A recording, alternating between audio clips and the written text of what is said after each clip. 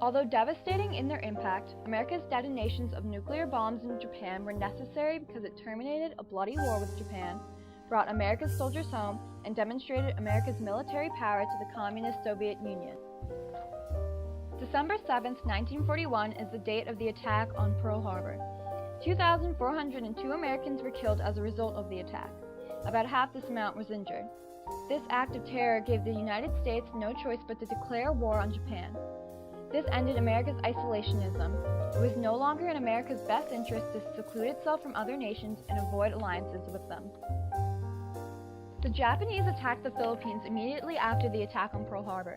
The American troops stationed there surrendered by April. In an attempt by Japan to wipe out an entire U.S. fleet, there was an attack on Midway Island about 6 months later. This was the critical Battle of Midway.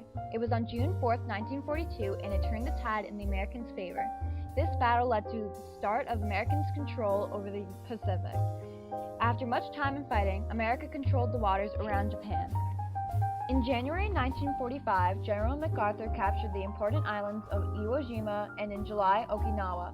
Japan still did not surrender, so President Harry Truman had to decide on an economical way to end the war. Attacking Japan's main 4 islands would be costly in both money and lives. The American people were ready for the war to be over.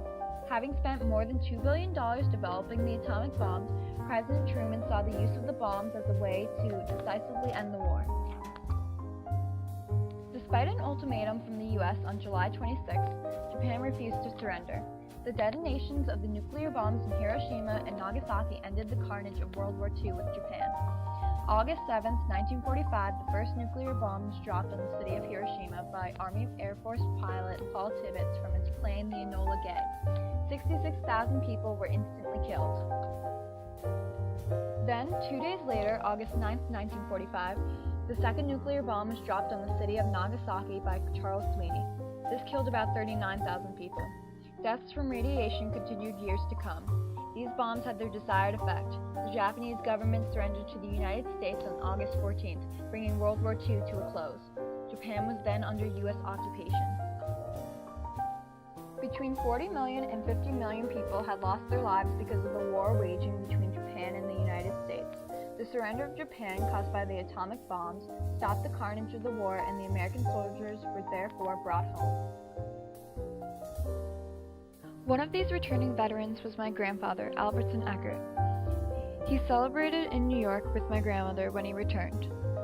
He personally believed that Japan was not going to surrender until the very last man because of the kamikaze pilot incidents that were occurring. Truman knew the Soviet Union would use their weapon power to intimidate the U.S. The United States, by using the nuclear bombs, beat them to it. The nuclear bombs intimidated the USSR from crossing America's path for a period of time until they developed nuclear weapons as well. In addition, the use of nuclear weapons discouraged the Soviet Union from advancing further into Asia. The nuclear bombs created the view that the United States was a superpower. This discouraged action from the communist Soviet Union. With the power of the nuclear bombs under America's belt, America was thought of as a very powerful nation that others did not want to go up against. This prevented fighting with almost all other powerful countries. Even now, more than half a century later, America is still thought of as a superpower.